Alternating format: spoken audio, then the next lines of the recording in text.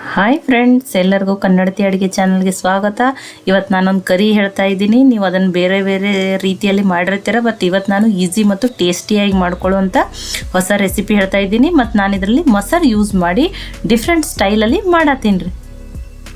ಅದಕ್ಕೆ ನಾನು ಈ ರೀತಿ 3 ಫ್ರೆಶ್ ಆಗಿರೋ ಕ್ಯಾಪ್ಸಿಕಮ್ ತೊಗೊಂಡಿನಿ ರೀ ಮತ್ತು ತೊಳೆದು ಇಟ್ಕೊಂಡಿದ್ದೀನಿ ರೀ. ಇದನ್ನು ಈ ರೀತಿ ಕಟ್ ಮಾಡಿ ಓಪನ್ ಮಾಡ್ಕೊಳತ್ತೀನಿ ರೀ. ನೋಡ್ರಿ, ಈ ರೀತಿ ಕಟ್ ಮಾಡಿಕೊಂಡು ಅದರೊಳಗಿನ ಸೀಡ್ಸನ್ನು ತೆಗಿತಾ ಇದ್ದೀನಿ ರೀ. ಅಥವಾ ಈ ರೀತಿ ನೀವು ಡೈರೆಕ್ಟ್ನು ಅಲ್ಲಿ ಕಟ್ ಮಾಡಿ ಸೀಡ್ಸ ತೆಗಿಬೋದು ರೀ.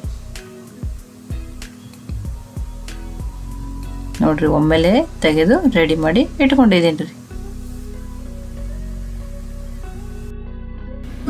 ಈಗ ಒಂದು ಮಿಕ್ಸರ್ ಜಾರ್ಗೆ 10 ರಿಂದ 12 ಬೆಳ್ಳುಳ್ಳಿ ಹೆಸಳು, ಸ್ವಲ್ಪ ಹಸಿ ಶುಂಠಿ, 3 ಹಸಿಮೆಣ್ಸಿನ್ಕಾಯಿ ತೊಗೊಂಡಿದ್ದೀನಿ ರೀ. ಖಾರ ನೀವು ನೋಡಿಕೊಂಡು ಹಾಕೋಬೋದು. ತೊಳೆದು ಇಟ್ಕೊಂಡಿರುವಂಥ ಕೊತ್ತಂಬರಿ ಸೊಪ್ಪು, ಇದನ್ನೀಗ ಗ್ರೈಂಡ್ ಮಾಡ್ತೀನಿ ರೀ. ನಾನು ನೀರು ಹಾಕ್ದೇನೆ ಗ್ರೈಂಡ್ ಮಾಡೀನಿ ರೀ. ನಾ ಇದನ್ನು ಫೈನ್ ಪೇಸ್ಟ್ ಮಾಡ್ಕೊಂಡಿಲ್ಲ ರೀ, ತರಿ ತರಿಯಾಗಿನೇ ಗ್ರೈಂಡ್ ಮಾಡೀನಿ ರೀ. ಈಗ ಇನ್ನೊಂದು ಜಾರ್ಗೆ ಒಂದು ಬಾಯ್ಲ್ಡ್ ಪೊಟ್ಯಾಟೋನು ಗ್ರೇಟ್ ಮಾಡಿ ಹಾಕೋತಾ ಇದ್ದೀನಿ ರೀ. ನೀವು ಸ್ಮ್ಯಾಶ್ ಮಾಡಿನೂ ಹಾಕೋಬೋದು. ಅದ್ರ ಅರ್ಧದಷ್ಟು ಮಾತ್ರ ಪನ್ನೀರನ್ನು ಗ್ರೇಟ್ ಮಾಡಿ ಹಾಕತ್ತೀನಿ ರೀ. ಇದು ಆಪ್ಷನಲ್, ನೀವು ಬೇಕಂದ್ರೆ ಹಾಕೋಬೋದು, ಇಲ್ಲಾಂದ್ರೆ ಬಿಡ್ಬೋದು. ಅದಕ್ಕೆ ಮಾಡ್ಕೊಂಡಿರುವಂಥ 1 ಸ್ಪೂನ್ ಪೇಸ್ಟನ್ನು ಹಾಕತ್ತೀನಿ ರೀ. ಅರ್ಧ ಸ್ಪೂನ್ ಆಗಷ್ಟು ರೆಡ್ ಚಿಲ್ಲಿ ಪೌಡ್ರ್, ಅರ್ಧ ಸ್ಪೂನ್ ಆಗಷ್ಟು ಜೀರಿಗೆ ಪುಡಿ, ಅರ್ಧ ಸ್ಪೂನ್ ಆಗಷ್ಟು ಅರಿಶಿಣ ಪುಡಿ, ಅರ್ಧ ಸ್ಪೂನ್ಗಿಂತ ಕಡಿಮೆ ನಾನು ಆಮ್ಚೂರ್ ಪೌಡ್ರ್ ಹಾಕತ್ತೀನಿ ರೀ. ರುಚಿಗೆ ತಕ್ಕಷ್ಟು ಉಪ್ಪು. ಇದನ್ನು ಚೆನ್ನಾಗಿ ಮಿಕ್ಸ್ ಮಾಡೋಣ ರೀ.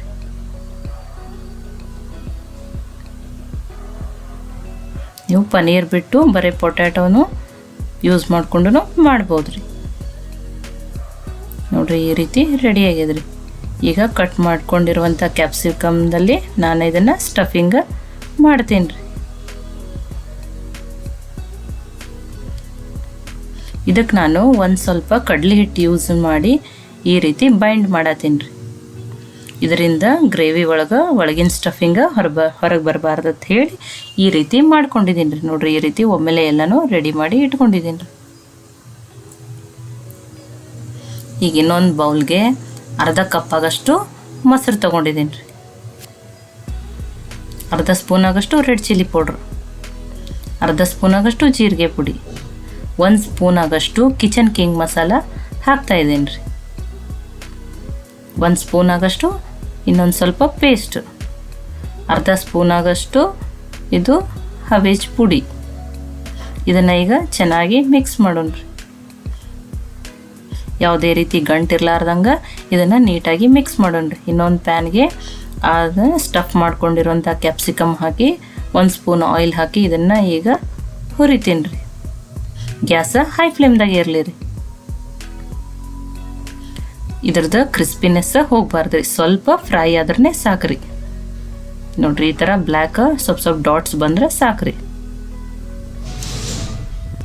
ಈಗ ಅದೇ ಪ್ಯಾನ್ಗೆ ನಾನು ಇನ್ನೊಂದು ಸ್ಪೂನ್ ಆಯಿಲು, ಅರ್ಧ ಸ್ಪೂನ್ ಆಗಷ್ಟು ಜೀರಿಗೆ, ಅರ್ಧ ಸ್ಪೂನ್ ಆಗಷ್ಟು ಸಾಸಿವೆ, ಸ್ವಲ್ಪ ಕರಿಬೇವು ಸೊಪ್ಪು, ಒಂದು ಚಿಕ್ಕದಾಗಿರುವ ಆನಿಯನನ್ನು ಈ ರೀತಿ ಕಟ್ ಮಾಡಿ ಹಾಕತ್ತೀನಿ ರೀ.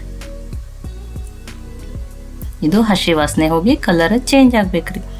ಇದಕ್ಕೆ ನಾನು ಒಂದು ಚಿಕ್ಕ ಟೊಮ್ಯಾಟೊ ಪ್ಯೂರಿಯನ್ನು ಹಾಕತ್ತೀನಿ ರೀ. ಇದು ಆಪ್ಷನಲ್, ಇದನ್ನು ನೀವು ಹಾಕೋಬೋದು ಅಥವಾ ಬಿಡ್ಬೋದು. ಇದರ ಹಸಿ ವಾಸನೆ ಹೋಗೋವರೆಗೂ ಫ್ರೈ ಮಾಡತ್ತೀನಿ ರೀ. ಇದಕ್ಕೆ ನಾನು 1 ಸ್ಪೂನ್ ಆಗಷ್ಟು ನೆನೆಸಿ ವಿಸಲ್ ತೊಗೊಂಡು 3 ವಿಸಲ್ ತೊಗೊಂಡಿರುವಂಥ ಬಾಯ್ಲ್ಡ್ ಪೀಸನ್ನು ಹಾಕತ್ತೀನಿ ರೀ. ಇದು ಟೇಸ್ಟ್ ಚಲೋ ಕೊಡ್ತದೆ ರೀ. ಅರ್ಧ ಸ್ಪೂನ್ ಆಗಷ್ಟು ಅರಿಶಿಣ ಪುಡಿ, ರುಚಿಗೆ ತಕ್ಕಷ್ಟು ಉಪ್ಪು ಆ ಮಸಾಲೆ ಒಳಗೂ ಹಾಕೋದ್ರಿಂದ ಇದನ್ನು ನೋಡಿ ಹಾಕೋಬೇಕ್ರಿ. ಈಗ ಮಾಡ್ಕೊಂಡಿರುವಂಥ ಮಸಾಲೆ ಮಿಕ್ಸ್ಚರನ್ನು ಹಾಕತ್ತೀನಿ ರೀ. ಗ್ಯಾಸ ಲೋ ಫ್ಲೇಮ್ದಾಗಿರಲಿ ರೀ. ಲೋ ಫ್ಲೇಮ್ದಾಗ ಕುಕ್ ಮಾಡ್ರೆ ಮಸಾಲೆ ಚೆನ್ನಾಗಿ ಕುಕ್ ಆದಮೇಲೆ ಕರಿ ತುಂಬ ಟೇಸ್ಟಿಯಾಗಿರ್ತದೆ ರೀ. ಕನ್ನಡತಿ ಅಡುಗೆ ಚಾನಲನ್ನು ಸಬ್ಸ್ಕ್ರೈಬ್ ಮಾಡಿ ಬೆಲ್ ಐಕಾನ್ ಪ್ರೆಸ್ ಮಾಡಿರಿ. ಇದನ್ನು ಮುಚ್ಚಿ 1-2 ನಿಮಿಷ ಕುಕ್ ಮಾಡ್ತೀನಿ ರೀ. ನೋಡ್ರಿ ಇದು ಆಯಿಲ್ ಎಲ್ಲ ಸಪ್ರೇಟ್ ಆಗ್ಯದಂದ್ರೆ ಇದು ಕರೆಕ್ಟಾಗಿ ಕುಕ್ ಆಗ್ಯದ್ರಿ.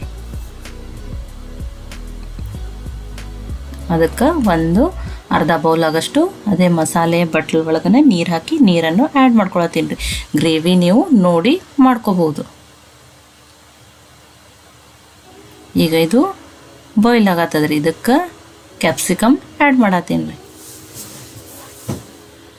ಕ್ಯಾಪ್ಸಿಕಮ್ಮ ಎಲ್ಲರಿಗೇ ಇಷ್ಟ ಆಗುವಂಥದ್ದೇ ರೀ ಇದು. ಇದು ರೊಟ್ಟಿ ಚಪಾತಿ ಅನ್ನಕ್ಕೂ ಸೈಡ್ ಡಿಶ್ ಆಗಿನೂ ನೀವು ಇದನ್ನು ತಿನ್ಬೋದು. ಇದು ತುಂಬಾ ಟೇಸ್ಟಿಯಾಗಿರ್ತದೆ ರೀ. ಈಗ ಇದು ಇನ್ನೊಂದು 2 ನಿಮಿಷ ಕುಕ್ ಆಗಲಿ ರೀ.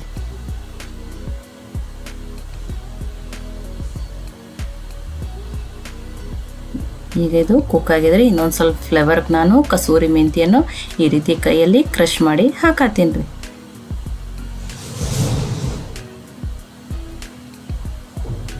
ಈಗ ಇದನ್ನ ಚೆನ್ನಾಗಿ ಮಿಕ್ಸ್ ಮಾಡ್ಕೊಳ್ಳೋಣ ರೀ.